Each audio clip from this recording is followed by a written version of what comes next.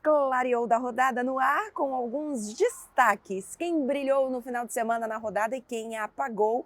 Este vai ser rapidinho, porque assisti poucos jogos inteiros, para falar a verdade. E como eu já fiz vídeo sobre o Mbappé e, consequentemente, sobre o jogo do PSG na sexta-feira, esse vídeo vai focar um pouco mais nos jogos do Campeonato Italiano que eu assisti, dando foco aqui especialmente para Inter e Juventus, vitória da Inter, também teve vitória do Napoli e do Milan. Então vamos lá.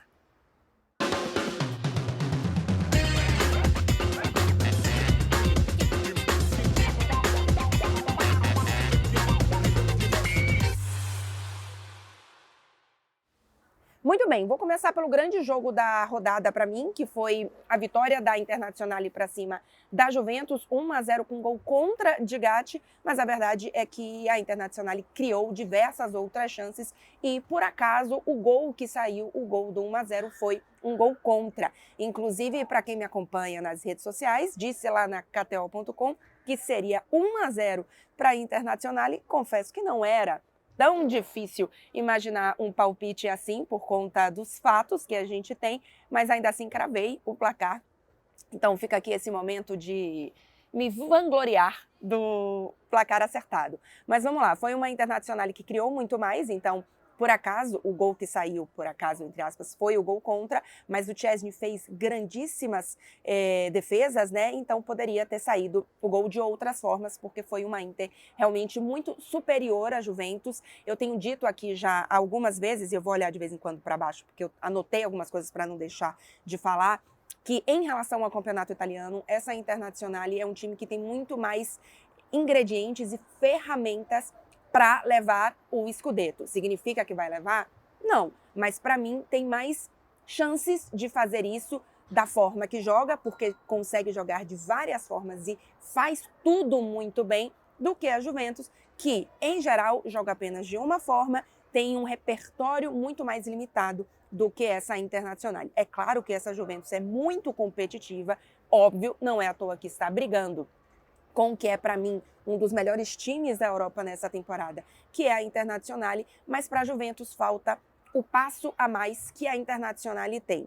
Em especial no ataque, a Internazionale tem o melhor ataque, né, do campeonato italiano, falta repertório em relação a isso para a Juventus, falta também identidade mais protagonista, digamos assim. Essa Juventus escolhe jogar da forma que joga. Eu acho que poderia jogar melhor de outra forma, mas enfim, é assim que chegou na briga pelo campeonato. Então, não há aqui um certo e errado. Mas eu acho que essa Juventus poderia mais. Eu acho que ela escolhe jogar, na maioria dos seus jogos, como um coadjuvante, como um time que espera para ver o que é que o outro vai fazer, para aí depois se posicionar e, na maioria das vezes, tenta vencer com uma bola apenas, se defende no resto. Então, para mim, é uma Juventus que, repito, é muito competitiva, mas tem muito menos artifícios, ferramentas e formas de ganhar do que essa Internazionale. Essa Inter, para mim, é melhor do que a Inter da final da Liga dos Campeões na temporada passada. Já falei isso aqui em outros momentos, em outros grandes momentos da Internazionale, mas para mim é o ápice da maturidade desse time. É um time que tem as características da Inter do ano passado, até porque perdeu poucos jogadores, né? Os jogadores que perdeu, no fim das contas, conseguiu trazer jogadores que atuam hoje melhor. É o caso do Thuram, que fez uma belíssima partida contra a Juventus, faz uma grandíssima temporada e não se imaginava que ele faria um encaixe melhor do que o Lukaku ou o Dzeko, né? Claro que posicionalmente a gente imaginava um encaixe fácil, entre aspas, mas a gente não imaginava, pelo menos eu não imaginava, uma temporada tão brilhante, em especial sendo tão decisivo com assistências e gols, quanto o Thuram está tendo. Obviamente também a temporada do Lautaro nem vou citar especificamente aqui, mas é uma Inter que ataca muito bem, que ataca de muitas formas. O próprio gol, ele sai de um lance que tem o Pavard dentro da área, é o Pavard que dá meio que ali um voleio, ainda que nem pegue em cheio pro gol sair. Cara, o Pavard, ele é um dos pilares do trio da defesa, e ele estava na área para fazer gol, para ser finalizador. Isso acontece porque tem um treinamento ali muito grande de posição e de ocupação de espaços que a Inter sabe fazer assim à perfeição. Então a sensação que você tem é que a Inter todo jogador tá em todo o campo o tempo inteiro. Sabe, o zagueiro tá na área para atacar, mas ao mesmo tempo você vê que o meio-campo volta para marcar de forma compacta enfim, e muito correta. Então é uma Inter realmente muito forte. Não vai me surpreender se for longe na Liga dos Campeões, considerando essa Inter, né? Porque a gente viu que na primeira fase o Inzaghi deu uma prioridade total para o campeonato italiano. Obviamente no mata-mata, não imagino que seja assim. Para mim é uma Inter que tem grandes chances de passar pelo Atlético de Madrid. É uma Inter que eu confio mais do que esse Atlético de Madrid, ainda que o Atlético de Madrid tenha tido grandíssimos momentos na temporada. Mas o Atlético de Madrid não vive toda uma temporada regular. A Inter sim. Então, sem brincadeira, eu acho que o time que eu mais confio nessa temporada, incluindo aí todos, é a Internacional. E ainda que outros possam jogar melhor, sim. Mas a Inter, para mim, é uma Inter muito confiável. É uma Inter que, no Campeonato Italiano, sofreu apenas 10 gols em 22 jogos. Para a gente ter uma ideia, com o Atlético de Madrid, em 23 jogos, né, a Inter tem um jogo a menos no Campeonato Italiano, 4 pontos a mais que a vice-líder Juventus, tá? Mas com um jogo a menos. O Atlético de Madrid sofreu 25 gols em La Liga. A Inter sofreu 10 gols. E também tem um ataque melhor do que o Atlético de Madrid. Então, é um confronto que, para mim, a Inter tem tudo para vencer. Eu confio mais na Inter, ainda que, obviamente, é um mata-mata. A gente viu, por exemplo, a Inter tem uma derrota na temporada, lá ainda no primeiro turno, contra o Sassuolo, e tem uma derrota na prorrogação na Copa Itália para o Bolonha. Mas se a gente contar, obviamente, o tempo normal, é apenas uma derrota na temporada. Então, eu confio muito nessa Inter, tá? Eu acho que é um time realmente para a gente ficar de olho. Para dar um pitaquinho agora sobre Frosinone e Milan, o Milan venceu de virada por 3-2. Eu não assisti esse jogo inteiro, tá? Então depois parei para assistir os últimos momentos. Então não vou me atentar tanto nem a esse jogo, nem ao do Napoli, mas eu acho que vale aqui algumas considerações bem interessantes para a gente falar.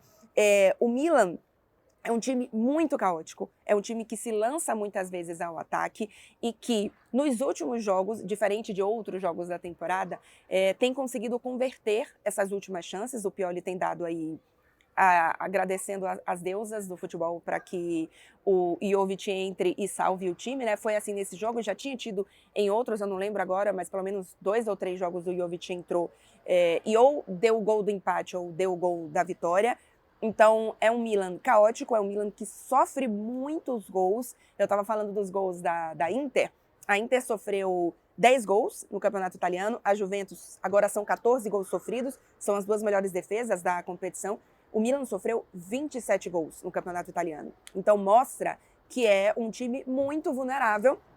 No último Tudo às Claras, que é o quadro que eu respondo perguntas aqui toda quinta-feira, não foi no último não, foi no penúltimo, me perguntaram sobre a possibilidade real de título do Milan na Europa League. É muito difícil com essa defesa você ser campeão, é muito difícil. Então o Milan precisa ser realista, mas diante disso, nos últimos 10 jogos tem apenas uma derrota. Então os resultados estão vindo, mas é um Milan que deixa sensações muito instáveis, né? Assim, você não consegue ver um jogo controlado, um jogo tranquilo. É tudo meio na loucura, tudo meio no caos, mas dentro desse caos o Pioli vai se safando aí.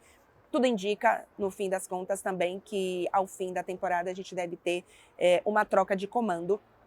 O Pioli realmente vive um pouco de teto no Milan, né? A sensação de que ele bateu no teto, ele não consegue mais tirar tudo de grandes jogadores.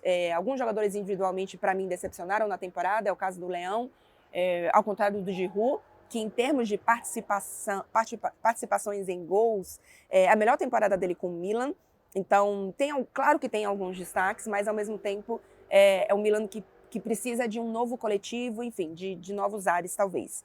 E para fechar aqui, falando um pouquinho da vitória do Napoli contra o Hellas Verona, de virada por 2-1, eu vou dar o destaque, eu não assisti o jogo todo também, então eu vou dar o destaque só aqui do Kvaratskhelia, porque nas últimas partidas ele voltou a acender um pouco mais, fez um golaço nessa partida.